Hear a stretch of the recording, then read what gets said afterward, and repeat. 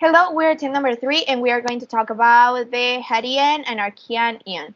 This team is formed by me, Valentina Gomez, Vanessa del Carmen, Ricardo García, Sara Rodríguez, Gustavo García, Isabela Torres, y Sofía Marcos.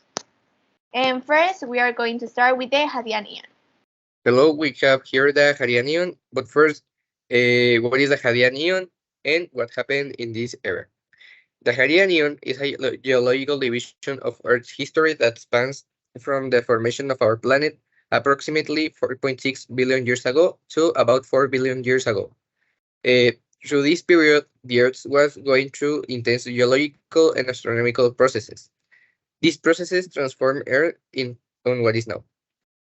My name is Gustavo and I'm going to explain the 7 environmental conditions.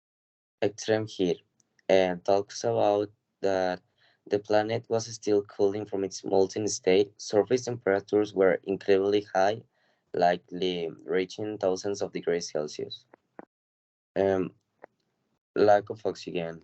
Earth was bombarded by numerous asteroids and comets during the Hadean Eon, leading to frequent and cataclysm impact events. The atmosphere was primarily composed of gases like carbon dioxide, water vapor, nitrogen, and methane.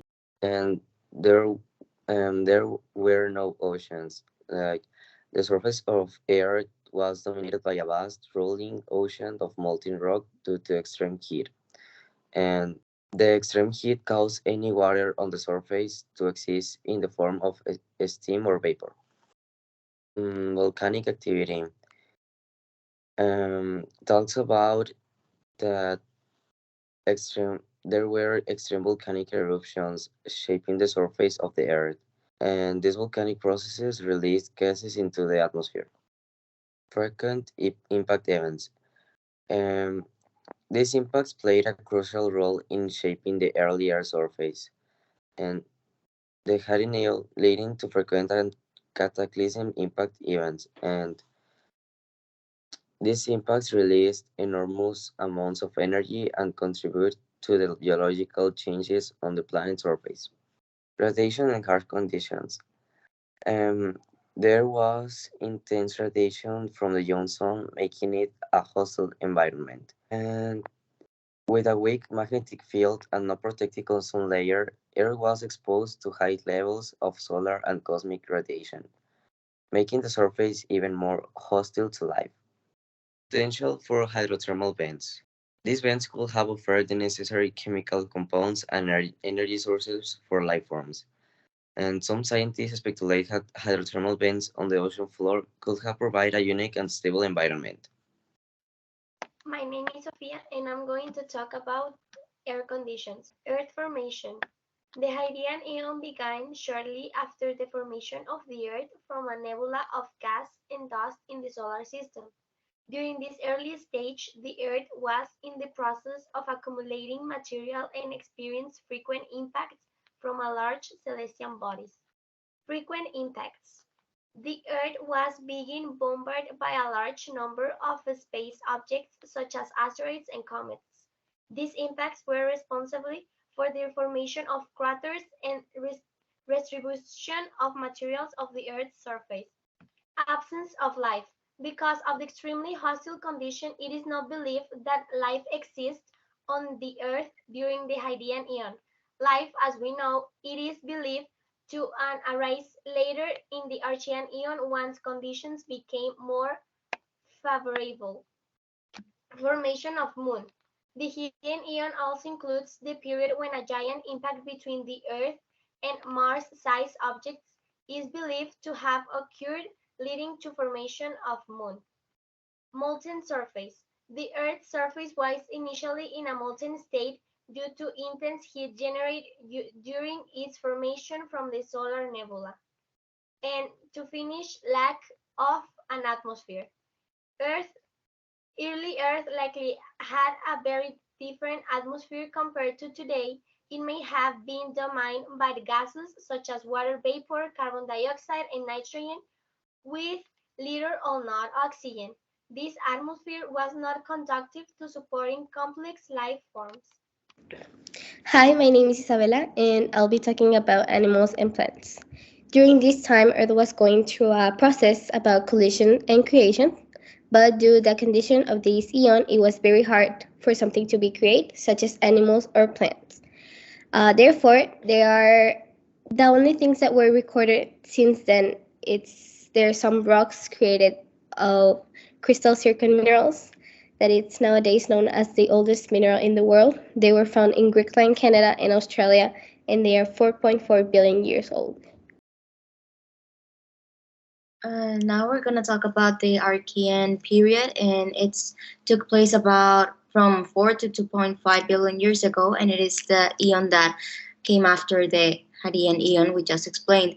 And this eon is characterized by the rock record that presented evidence of the Earth's primitive atmosphere, oceans, organisms, and bacteria, and it also presented much more stable conditions than the other eon.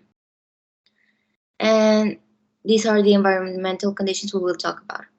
First, oceans. And as a result of the decrease in the meteorite impacts, the Earth began to cool down, and this presented the conditions for water to finally condense and form the first oceans. And the Earth didn't have any oxygen in its atmosphere. It was only found in compounds such as water. And the atmosphere before in Earth was mostly methane and nitrogen, and because organisms did not need oxygen to survive back then.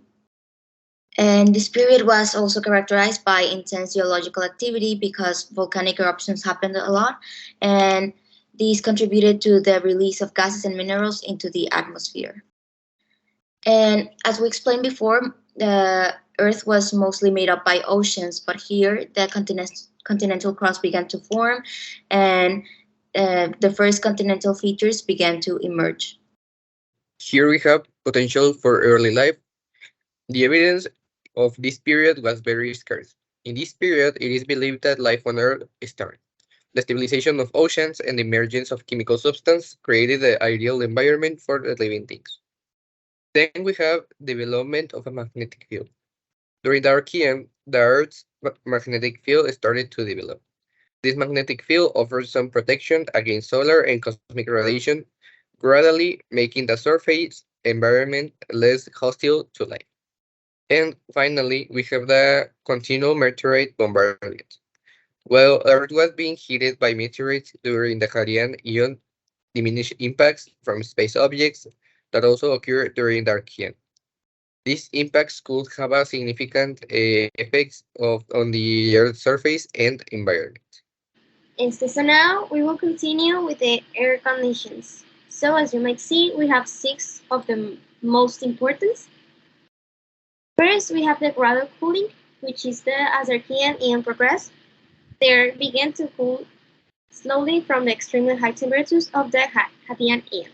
This led to the formation of a more stable solid surface as oceanic magma cooled and solidified to form a primitive continental crust. Then we have the formation of the stable oceans. During the Archean, the oceans cooled and stabilized compared to the initially scorching oceanic magma of the Hadean. As the temperatures decreased, water condensed and accumulated in ocean basins, forming the first permanent oceans. Then we have the changing atmosphere. The atmosphere began to undergo significant changes, although it still lacked molecular oxygen in appreciable quantities. The composition of the atmosphere evolved due to the continued volcanic activity and the release of gases. It is believed that there were significant amounts of carbon dioxide, methane, and ammonia. Then we have the formation of minerals and rocks. During the Archean, more complex minerals and rocks began to form due to the interaction of different elements and chemical compounds at the Earth's surface. These processes contribute to the formation of a continental crust. Then we have the radiation and protective shields. Although the atmosphere did not yet have a fully developed ozone layer, natural mechanisms began to emerge to protect the Earth's surface from harmful ultraviolet radiation, allowing for greater environmental stability.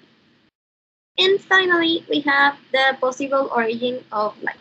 Although there is no direct evidence of life during the Archean, this period provides the necessary conditions for the onset of prebiotic chemistry and the formation of simple organic molecules.